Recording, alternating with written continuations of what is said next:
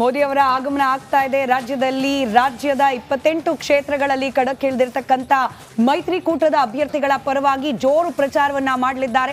In detail ಆಗಿ ಇದ್ರ ಬಗ್ಗೆ ಮೋದಿ ಅವರು ಬರೋ ಹಿಂದಿನ ದಿನದಿಂದ ಸುದ್ದಿ ಪ್ರಸಾರ ಮಾಡ್ತೀವಿ.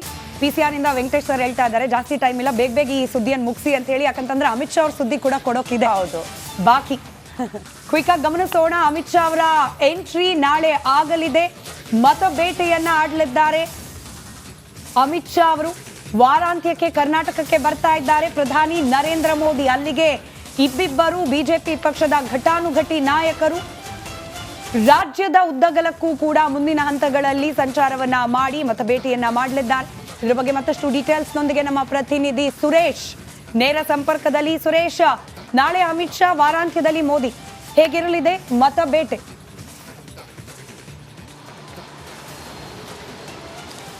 ಎಸ್ ಸ್ಮಿತಾ, ಇನ್ನೇನು ಈಗಾಗಲೇ ಪ್ರಚಾರದ ಭರಾಟೆಯ ಕಾವು ಬಿರುಸನ್ನು ಪಡ್ಕೊಂಡಿರ್ತಕ್ಕಂಥದ್ದು.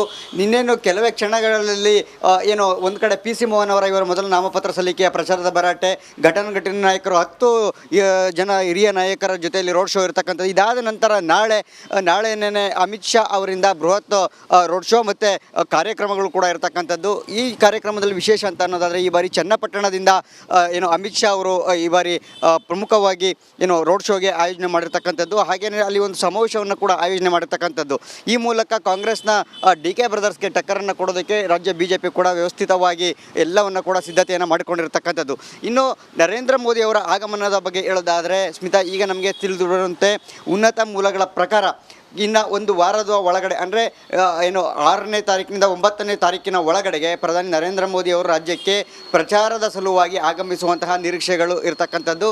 ಇನ್ನು ಪ್ರಧಾನಿ ನರೇಂದ್ರ ಮೋದಿ ಅವರ ಈ ಬಾರಿಯ ರಾಜ್ಯಕ್ಕೆ ಆಗಮಿಸಿರೋದ್ರಲ್ಲಿ ಒಂದು ವಿಶೇಷತೆಯನ್ನು ಕಾಣ್ಬೋದು. ಈ ಬಾರಿ ಈ ರಾಜ್ಯ ಬಿಜೆಪಿ ಈ ರೀತಿ ಇದೇ ವಿಚಾರವಾಗಿ ಒಂದು ಚಿಂತನೆಯನ್ನು ಕೂಡ ಮಾಡಿರ್ತಕ್ಕಂಥದ್ದು. ಅಂದರೆ ಏನು HD ದೇವೇಗೌಡರೇನಿದ್ದಾರೆ JDS ವರಿಷ್ಠರು, ಅವರ ಜೊತೆಗೂಡಿ ನರೇಂದ್ರ ಮೋದಿ ಅವರು ಇಬ್ಬರನ್ನು ಕೂಡ ಒಂದೇ ವೇದಿಕೆಗೆ ಕರೆತಂದು ಅವರಿಬ್ಬರಿಂದಲೂ ಕೂಡ ಏನು ಒಂದು ರೋಡ್ ಶೋ ಅನ್ನ ಒಂದು ಸಮಾವೇಶವನ್ನು ಮಾಡೋದಕ್ಕೆ ಅಂತ ಪ್ಲಾನ್ ಅನ್ನು ಮಾಡ್ಕೊಂಡಿರ್ತಕ್ಕಂಥ. ಈ ಮೂಲಕ ಅಮಿತ್ ಶಾ ಅವರ ಮತ ಬೇಟೆ ಯಾವ ರೀತಿ ಇರಲಿದೆ ಅನ್ನೋದ್ರ ಡೀಟೇಲ್ಸ್ ಅನ್ನ ನಾವು ಕೊಡ್ತಾ ಹೋಗ್ತೀವಿ. ಲೋಕ ಸಂಗ್ರಾಮದಲ್ಲಿ ಗ್ಯಾರಂಟಿ ಯೋಜನೆಗಳನ್ನ ಮುಂದಿಟ್ಕೊಂಡು ಹೋಗಿ ಜನರ ಹತ್ರ ಓಟ್ ಕೇಳಬೇಕು ಅಂತ ಕಾಂಗ್ರೆಸ್ ನಾಯಕರು ಎಲ್ಲಾ ರೀತಿಯ ಸಿದ್ಧತೆ ಮಾಡ್ಕೊಳ್ತಿದ್ದಾರೆ. ಆ ನಿಟ್ಟಿನಲ್ಲೇ ಈಗ ಅಭ್ಯರ್ಥಿಗಳ ಹೆಸರನ್ನ ಕೂಡ ಅನೌನ್ಸ್ ಮಾಡಿದ್ದಾಯ್ತು. ಬಟ್ ಅಭ್ಯರ್ಥಿಗಳ ಹೆಸರನ್ನ ಅನೌನ್ಸ್ ಮಾಡಿದ್ದೇ ಮುಳುವಾಗ್ಬಿಟ್ಟಿದೆ. 8 ರಿಂದ 10 ಕ್ಷೇತ್ರಗಳ ಕಗ್ಗಂಟಾಗ್ಬಿಟ್ಟಿದೆ ಕಾಂಗ್ರೆಸ್ ಪಾಳೆಯಕ್ಕೆ. ಕಾರಣ ಟಿಕೆಟ್ ಆಕಾಂಕ್ಷಿಗಳು ಬಂಡಾಯವೆದ್ದಿದ್ದಾರೆ. ಹಾಗಾಗಿ ಒಳ ಏಟಿನ ಆತಂಕ ಕಾಡ್ತಾ ಇದೆಯಂತೆ ಕಾಂಗ್ರೆಸ್ ಪಾಳೆಯಕ್ಕೆ. 10ಕ್ಕೂ ಹೆಚ್ಚು ಕ್ಷೇತ್ರಗಳಲ್ಲಿ ಕೈಪಡೆಗೆ ಒಳ ಏಟಿನ ಭಯ. ಟಿಕೆಟ್ ಮಿಸ್ ಆಗಿರುವ ಕ್ಷೇತ್ರಗಳಲ್ಲಿ ಆಕಾಂಕ್ಷಿಗಳು ಬಹಿರಂಗವಾಗಿ ಬೇಸರ ಹೊರ ಹಾಕ್ತಿದ್ದಾರೆ. ಹಾಗಾದ್ರೆ ಕಾಂಗ್ರೆಸ್ಗೆ ಯಾವ ಕ್ಷೇತ್ರಗಳು ಆತಂಕ ಸೃಷ್ಟಿ ಮಾಡಿದೆ ಗೊತ್ತಾ? ರಿಪಬ್ಲಿಕನದಲ್ಲಿ ಕಾಂಗ್ರೆಸ್ ಟೆನ್ಷನ್ ಆಗಿರುವ ಕ್ಷೇತ್ರಗಳ ಎಕ್ಸ್ಕ್ಲೂಸಿವ್ ಮಾಹಿತಿ. ಕೋಲಾರ, ಚಿಕ್ಕಬಳ್ಳಾಪುರ, ಬೀದರ್, ಬಾಗಲಕೋಟೆ, ಜೊತೆಗೆ ಧಾರವಾಡ, ಕೊಪ್ಪಳ, ಚಿತ್ರದುರ್ಗ, ಚಿಕ್ಕೋಡಿ, ಬೆಂಗಳೂರು ಕೇಂದ್ರ, ತುಮಕೂರು ಕ್ಷೇತ್ರಗಳಲ್ಲಿ ದೊಡ್ಡ ಮಟ್ಟದ ಅಸಮಾಧಾನ. ಕೋಲಾರದಲ್ಲಿ ಅಳಿಯನಿಗೆ ಟಿಕೆಟ್ ಮಿಸ್ ಆಗಿದ್ದಕ್ಕೆ ಮುನಿಯಪ್ಪ ಅವರು ಸಿಟ್ಟಾಗಿದ್ದಾರೆ. ನಿನ್ನೆ ಬಹಿರಂಗವಾಗಿ ಅವರು ಆ ಸಿಟ್ಟನ್ನ ಹೊರ ಹಾಕಿದ್ದಾರೆ. ಅಭ್ಯರ್ಥಿ ಸೋಲಾದ್ರೆ ಯಾರು ಆಯ್ಕೆ ಮಾಡಿದ್ರು ಅವ್ರನ್ನ ಹೋಗಿ ಕೇಳ್ಕೊಳ್ಬೇಕು ಅನ್ನೋ ರೀತಿಯಲ್ಲಿ ಮಾತನಾಡಿದ್ರು. ಹಾಗಾಗಿ ಅಲ್ಲೂ ಕೂಡ ಒಳ ಏಟಿನ ಆತಂಕ ಇದೆ. ಬಟ್ ಈಗ ಸಿಎಂ ಸಿದ್ದರಾಮಯ್ಯನವರು ಅಲರ್ಟ್ ಆಗಿದ್ದಾರೆ. ಇದನ್ನ ಸರಿಪಡಿಸೋ ನಿಟ್ಟಿನಲ್ಲಿ ಅಂತ ಹೇಳಲಾಗ್ತಾ ಇದೆ. ಸರಿಪಡಿಸೋದು ಅಂದ್ರೆ ಹೇಗೆ?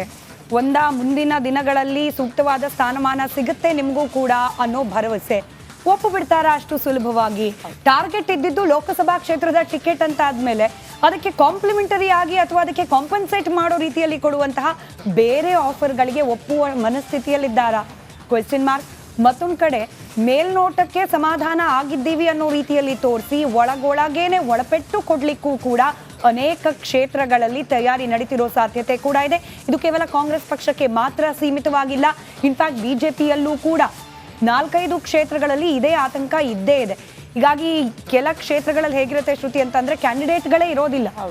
ಆಚೆಯಿಂದ ಕರ್ಕೊಂಬಂದು ಯಾರನ್ನೋ ನಿಲ್ಲಿಸ್ತಾರೆ, ಆಗ್ಲೂ ಕೂಡ ಅಸಮಾಧಾನ. ಅಂದ್ರೆ ಇಲ್ಲಿ ಲೀಡರ್ಶಿಪ್ ಅನ್ನ ಬೆಳೆಸ್ಲಿಕ್ಕೆ ಪ್ರಯತ್ನನೇ ಪಡ್ಲಿಲ್ವಲ್ಲ ಅನ್ನೋದು ಕಾರ್ಯಕರ್ತರಿಗೆ ಅಸಮಾಧಾನಕ್ಕೆ ಕಾರಣವಾಗಿರುತ್ತೆ. ಇನ್ ಕೆಲ ಕ್ಷೇತ್ರಗಳಲ್ಲಿ ಆಪ್ಷನ್ ಆಫ್ ಮೆನಿ ಅನ್ನೋ ರೀತಿಯಲ್ಲಿ ಅನೇಕರು ಸಮರ್ಥರಿರ್ತಾರೆ. ಆ ಪೈಕಿ ಯಾರನ್ನ ಆಯ್ಕೆ ಮಾಡೋದು ಅನ್ನೋದು ಕೂಡ ಹೈಕಮಾಂಡ್ ಮಟ್ಟಕ್ಕೆ ಸವಾಲಾಗಿರುತ್ತೆ.